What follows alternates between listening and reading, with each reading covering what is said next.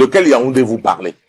De Yaoundé où j'habite, je ne vois pas les trous dont vous parlez. Puisque vous ne voyez pas ces dépotoirs, monsieur le ministre, je me permets de vous les montrer.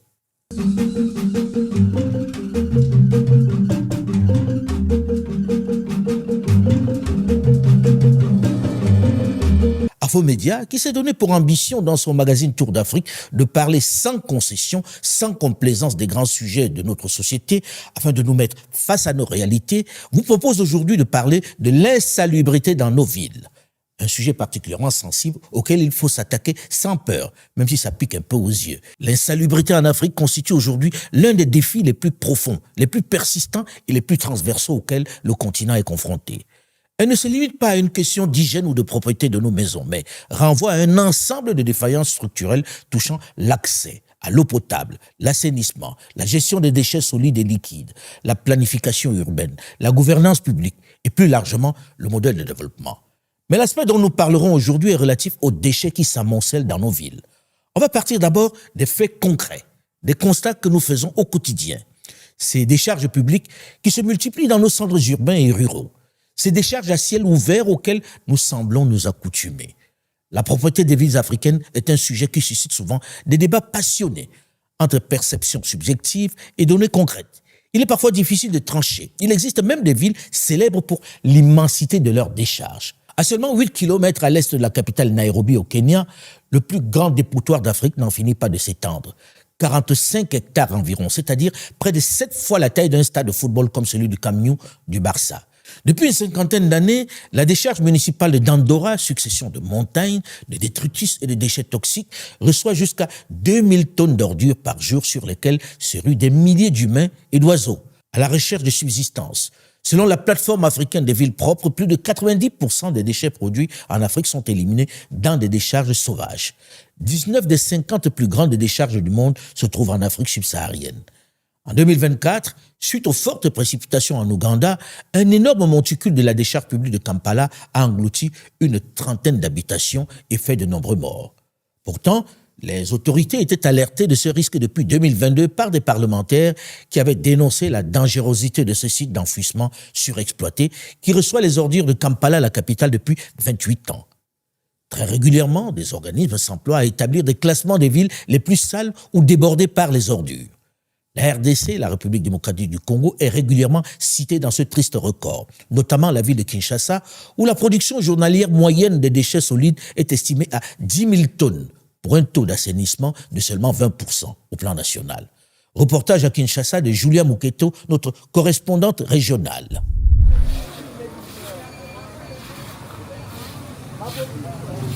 Voici Sauveur, 36 ans. Il est coiffeur à Kinshasa.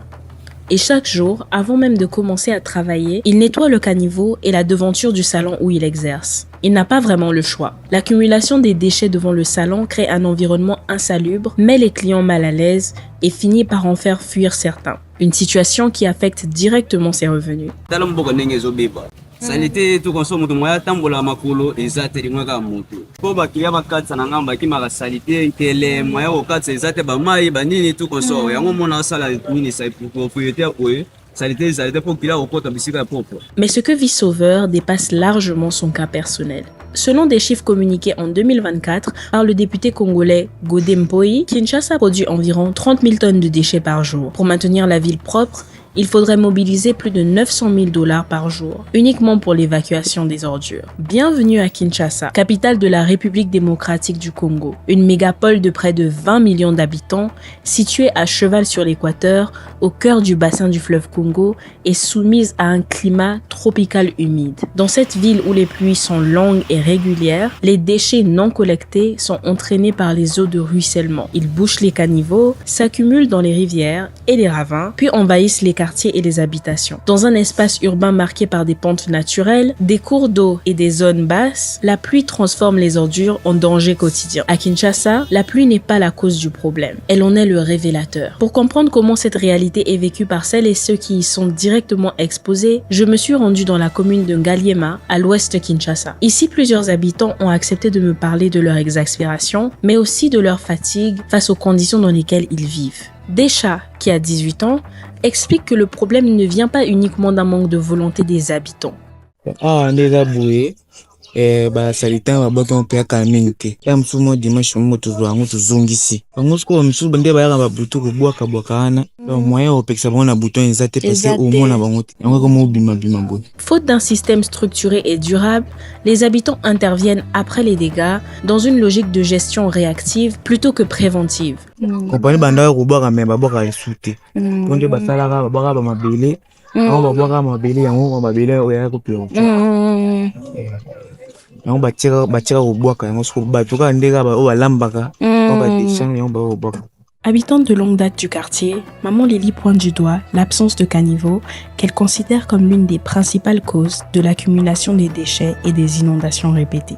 À Ngaliema, comme dans de nombreuses communes de Kinshasa, l'assainissement repose encore largement sur des initiatives individuelles ou communautaires. Une situation qui met en lumière les limites d'un système où l'État reste souvent absent. À Kinshasa, l'insalubrité est déjà une crise. La pluie, elle, ne fait que l'aggraver. Sans politique publique efficace, sans infrastructure adaptée et sans gestion durable des déchets, ce sont toujours les habitants qui continuent d'en payer le prix. Des habitants dépassés par cette invasion des déchets, des pouvoirs publics manifestement dépassés eux aussi de partout. La ministre d'État, ministre de l'Environnement et du Développement durable, Eve Bazaïba, a placé la gestion des déchets au centre de ses préoccupations. Depuis 2023, de nouvelles mesures ont été mises en place pour améliorer le mécanisme de gestion des déchets, notamment la politique nationale de collecte. Par ailleurs, le gouverneur de Kinshasa, Daniel Bumba Lubaki, a lancé une opération d'assainissement de grande envergure avec des travaux de curage et d'évacuation des déchets. Sur le continent, les structures de traitement des déchets sont insuffisantes. C'est pourquoi une grande partie des déchets solides viennent gonfler les monticules d'ordures dans les sites d'enfouissement. En Afrique, 36% des déchets municipaux sont collectés, alors que le taux moyen mondial de collecte des déchets est de 75%. Ce qui fait que le reste non collecté font de nos villes et même des centres urbains des gigantesques dépotoirs où les populations slaloment. La ville de Yaoundé, autrefois appelée Yaoundé la Perle, ploie désormais sous le poids des ordures dans presque tous les arrondissements de la capitale camerounaise. Rien qu'entre la cathédrale Notre-Dame, en plein centre-ville, et le quartier huppé de Bastos, on compte pas moins de 30 points de dépôt sauvages en ce début d'année 2026. Reportage à Yaoundé, la capitale du Cameroun, de Océane Ella. Je me tiens en ce moment en face d'un dépôt d'ordures qui fait partie du quotidien de milliers de Yaoundéens. Je peux vous dire que d'ici, je respire une odeur nauséabonde et désagréable. Ici, la gestion des ordures, c'est un vrai casse-tête. Alors on se pose la question, comment en est-on arrivé là? J'ai demandé à des enfants qui passent devant ces dépôts d'ordures chaque matin ce qu'ils en pensent. C'est pas vivable, c'est trop sale. C'est une honte. Ça sent mauvais et ça pollue l'air. Vu d'abord que les espaces, d'abord, il n'y en a pas. La route, il n'y en a pas. Et bien encore que les gens laissent des dépôts d'ordures comme ça, c'est vraiment pas beau à voir. Au milieu de la route comme ça, là, ça fait ça. Des avis très clairs qui montrent à travers leur jeune regard un ras-de-bol de voir leur ville dans cet état. Qui est responsable de ça? Chaque jour, la ville de Yaoundé, avec ses plus de 2 millions d'habitants, produit plus de 3000 tonnes d'ordures ménagères. Et seulement 45 à 65% de ces ordures sont ramassées. Ce qui fait que le reste, à peu près plus de 1300 tonnes, reste dans la nature, attire les nuisibles et dégrade l'image de la capitale et de la santé publique. Résultat, la ville s'étouffe sous ses propres déchets. Alors comment ça devrait se passer normalement? Alors normalement, la collecte devrait reposer sur un millier de bacs répartis dans 40 circuits. 2 sociétés privées principales en ont la charge, Isacam la plus ancienne et Tishlov qui est venue en appui depuis 2024 sur certains quartiers de la capitale. Les déchets devraient ensuite être acheminés vers la décharge contrôlée de Nkolfoulou à Soie, à une dizaine de kilomètres de la ville de Yaoundé, où ils devraient donc être enfouis et traités. Mais sur le terrain, la réalité est bien différente. Les camions tombent fréquemment en panne, le matériel vieillit et les routes dégradées ralentissent la collecte. Malgré l'acquisition récente de nouveaux véhicules, près de la moitié des déchets produits chaque jour ne sont ni collectés ni traités correctement. D'après Marie-Solange Mbang, qui est directrice de l'urbanisme à la mairie de la ville de Yaoundé, la décharge de Nkolfoulou approchait déjà la saturation en 2023. Les collectivités locales sont accusées de lenteur, les sociétés privées invoquent des difficultés logistiques et budgétaires, et certains habitants sont pointés du doigt pour leur dépôt anarchique. Mais en réalité, c'est l'ensemble de la chaîne, c'est-à-dire de la collecte au traitement,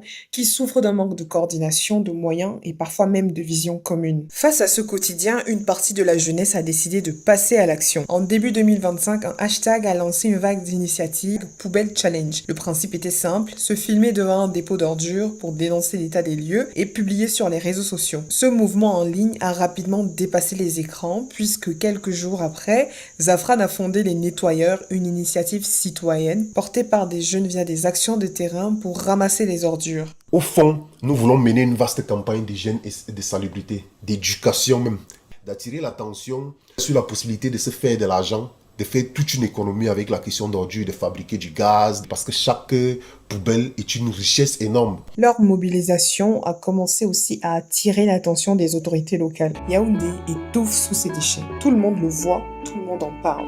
Mais qui agit vraiment? Les solutions ne viendront pas d'un seul camp. L'État peut chercher à rencontrer les sociétés. Il y a souvent des fois, Isaac qui ramasse les ordures. L'État doit beaucoup nous aider en fait, à nettoyer, oui, à nettoyer. Et nous aider aussi à mettre les bacs à ordures et les citoyens aussi doivent être civilisés. Nous ne pouvons pas toujours faire appel au ministre de la Santé et tout ça pour les trucs que nous-mêmes, le peuple, pouvons gérer quand même. Et si au lieu d'attendre, chacun commençait à faire sa part?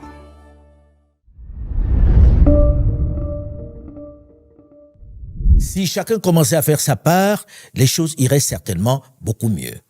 La question des responsabilités est évidemment centrale. L'État dans ce domaine semble totalement dépassé. C'est un fait avéré. C'est vrai que la démographie galopante dans les villes n'est pas une mince affaire. Elle ne facilite pas les choses. Mais il faut déjà, de la part des autorités, une priorisation de cette question qui est centrale. La question de l'insalubrité doit être une priorité, une urgence. Pourtant, quelques-uns, comme ce ministre camerounais, Momo Jean de Dieu, semblent vouloir minimiser ce fléau, niant même jusqu'à l'existence de ces dépotoirs dans la ville de Yaoundé que tout le monde voit pourtant. Vous arrêtez un moment. Oui. Je n'ai pas vu les ordures dont vous parlez à Yaoundé. Ok? Je ne sais pas dans quel quartier vous êtes, mais quand moi je circule dans Yaoundé a 60 ans. De quel Yaoundé vous parlez? De Yaoundé où j'habite? Je ne vois pas les trous dont vous parlez. Puisque vous ne voyez pas ces dépotoirs, monsieur le ministre, je me permets de vous les montrer. À vous et à quelques autres responsables qui ont choisi la stratégie de l'autruche, enfouir la tête dans le sable pour ne pas affronter la réalité. Voici un petit assortiment en plein Yaoundé qui n'est pourtant pas classé comme l'une des villes les plus sales.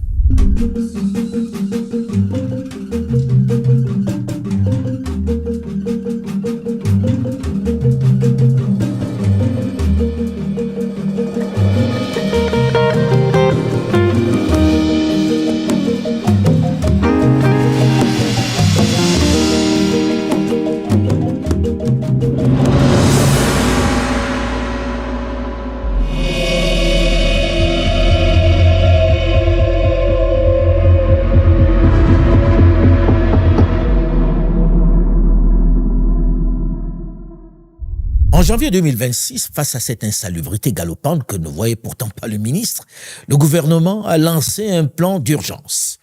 Le ministre de l'administration territoriale, Paul Atanganji, a ordonné la distribution immédiate de 700 brouettes, 700 pelles et 700 balais aux 7 communes d'arrondissement pour pallier à l'absence des camions de collecte. Une goutte d'eau lorsque l'on connaît l'immensité de la tâche. Il faut dire que l'État camerounais doit plus de 7,5 milliards de francs CFA à Isacam, l'entreprise chargée de la collecte des ordures. Une dette colossale qui de fait paralyse l'entretien des camions et le paiement du carburant. Bref, elle plombe l'action de la société de ramassage et de collecte des déchets qui doit pourtant opérer dans des villes de forte densité, comme Douala et Yaoundé, qui à elles seules produisent 5000 tonnes de déchets par jour. Du coup, 81% des déchets ménagers du Cameroun sont encore gérés de manière inadéquate. Certains préfèrent en rire. Vraiment, nous remercions le maire de Douala 5e et le super maire de la ville de Douala pour ce joyau architectural que nous vivons ici, que nous avons ici là. C'est l'art municipal dont on nous a doté. Ce que nous attendons ici actuellement, ce n'est plus que les bancs publics pour attirer plus les invités à venir vivre le spectacle qui se passe ici au quotidien, quoi. Donc nous n'attendons plus que les chaises, les bancs publics et tout. Et à partir de là, on pourra faire de ce lac un espace public pour les enfants où les gens pourront même payer pour vivre le spectacle. Lui préfère Un rire, sarcasme très camerounais et même ivoirien. Ce spectacle désolant est celui de nombreuses capitales africaines. Et beaucoup d'entre nous semblent s'y accommoder. Sans vouloir faire la leçon au plus grand nombre, il est évident que la notion du bien collectif est de plus en plus à interroger.